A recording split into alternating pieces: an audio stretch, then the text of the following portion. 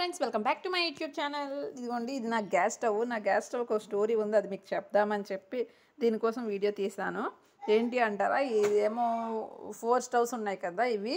So ఒకటి పోతే ఒకటి వస్తుందిలే అని చెప్పి ఆలోచన మీద నేను తీసుకున్నాను. ఎందుకంటే వెంటనే మా వర్క్ తీసుకెళ్ళడం అవ్వదు, ఆయన వర్క్ పనిలో రాలేకపోవచ్చు అని చెప్పేసి సరేలే అని చెప్పి తీసుకున్నాం. కానీ ఇదేంటంటే ఈ 3 వర్క్ చేసాయి, ఇది ఒకటి పోయింది. అది కూడా ఇదిగో ఇక్కడ ఇది వచ్చేసిందండి. ఇది వచ్చేసింది కదా, సర్లే అడ్జస్ట్ అవుతాము, ఇతనికి అవ్వదు కదా అని చెప్పేసి నేనేమో ఇచ్చాను. కానీ అతను ఏమన్నారంటే, ఇప్పుడు కాదు సండే నాకు సెలవు కదా, ఆ రోజు తీసుకెళ్తాను అన్నారు. సర్లే అని చెప్పి ఈ 3 యూజ్ చేశాను, ఇది యూజ్ చేయలేదు.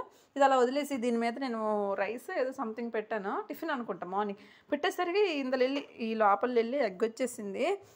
సో ఎగ్ వచ్చాక నాకు చాలా భయం వేసింది. కానీ వెంటనే నేను కింద స్టవ్ కట్టేసాను.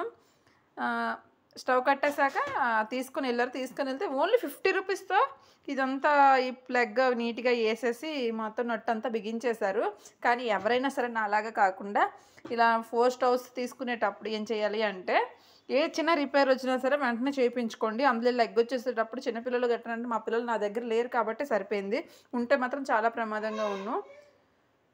మా వారైతే చూసి తిట్టి నన్ను తీసుకుని వెళ్ళి చేయించారు. ఓన్లీ 50 రూపాయలు, నువ్వేమో 10 రూపాయలు 20 రూపాయలకు చూస్తావు, ఏమై ఉంటే ఏం చేసి ఉందేమో అని చెప్పి తిట్టారు. సో నా అలాగా ఆలోచించి ఎవరు అలా ఉండొద్దు, లేట్ చేయొద్దు. ఏ చిన్న రిపేర్ వచ్చినా వెంటనే చూపించుకోండి.